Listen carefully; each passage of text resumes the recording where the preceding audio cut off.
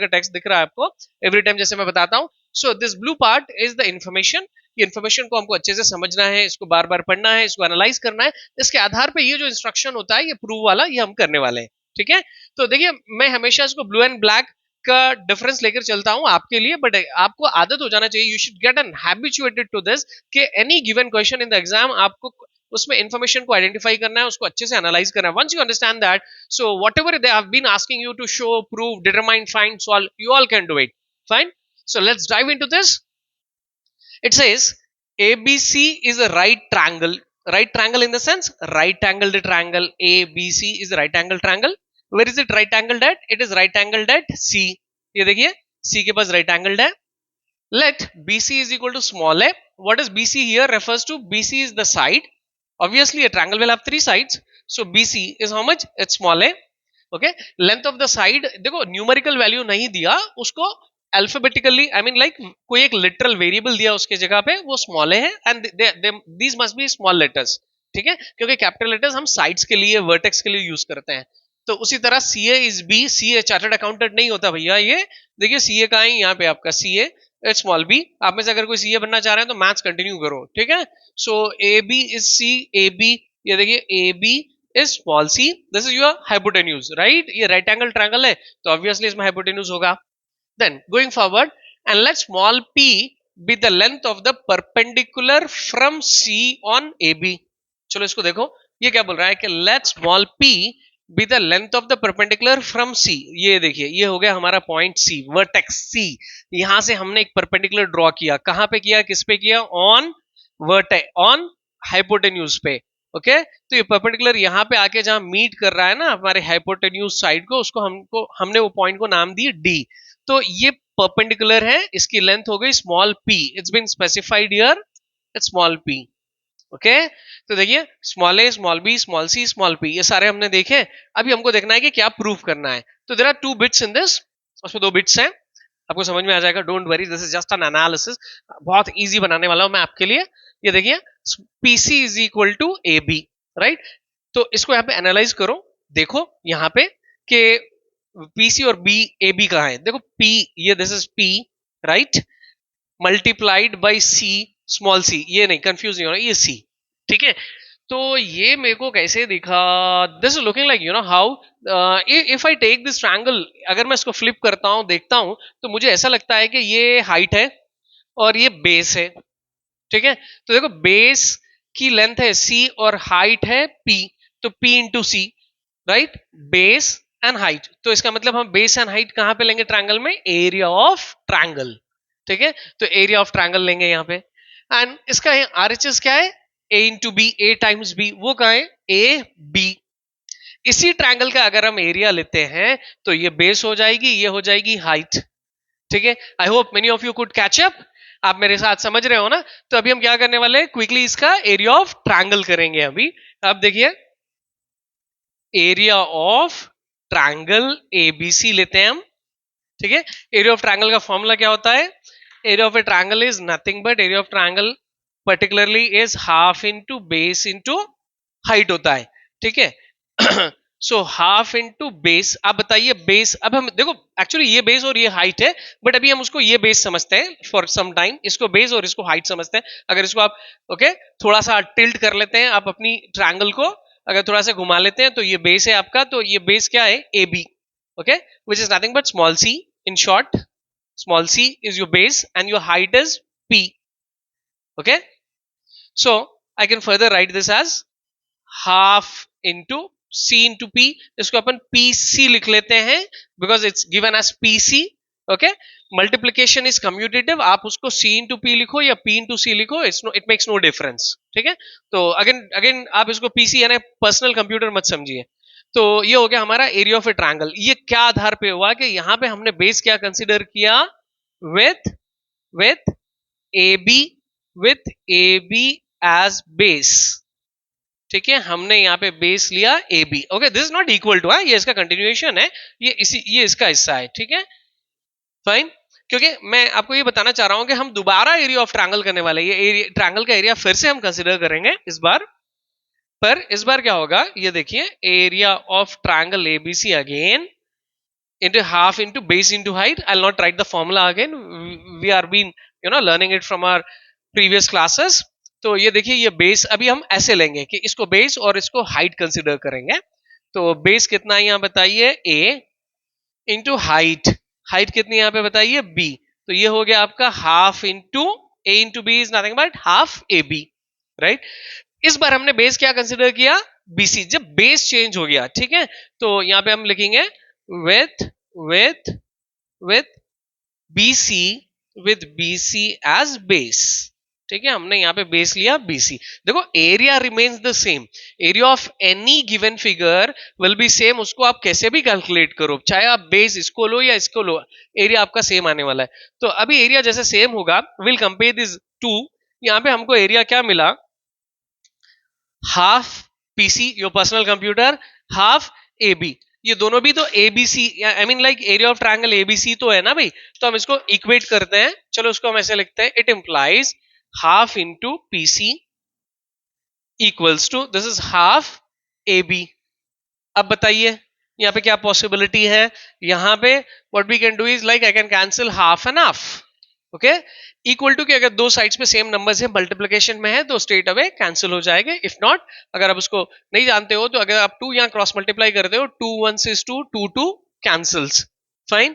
So then what else is left for us is PC is equal to AB. This is what we were supposed to prove in the first bit. ठीक है, so we are done with the first bit. अब आती है बारी second bit की. ये भी बहुत सिंपल होगा आपके लिए, मैं इसको एकदम से सिंपल बना दूंगा. ठीक है, ट्रस्ट मी. अच्छा, एक और चीज before we proceed further, I did not write given RTP prove. ये सब आप लिख लेना, क्योंकि वीडियो अगर अदरवाइज लंबी हो जाएगी. तो given will be this blue वाला पार्ट. आरटीपी आपको जो प्रूफ करना है, वो दोनों बिट्स आपको यहाँ पे लिखने हैं. फिर ये हमारा प्रूव हो गया. ठीक है, इसमें कोई कंस्ट्रक्शन नहीं था. चलो going forward the second bit. अब इसको भी आप एनालाइज करिए. मैं जैसे बता रहा था इन द बिगनिंग कि ये पाइथागोरस के आधार पे है, right. How do we know that this is based on Pythagoras, क्योंकि ये राइट एंगल्ड ट्रायंगल है ना. ओके, और ये देखिए ए स्क्वायर बी स्क्वायर जो आपको नजर आ रहे हैं ना, देखो यहाँ पे है ए स्क्वायर बी स्क्वायर, यानी A and B are here. इसका अगर हम स्क्वायर लेते हैं, राइट, अगर हम पाइथागोरस अप्लाई करते हैं, so it is A B square is equal to A C square plus B C square. That is, I mean, will get a square on A, will get a square on B, isn't it.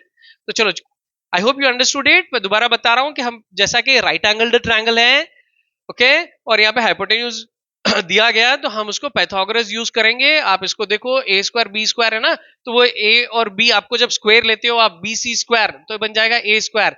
A C square will become B square. ठीक है, और P square I am going to show, don't worry. चलो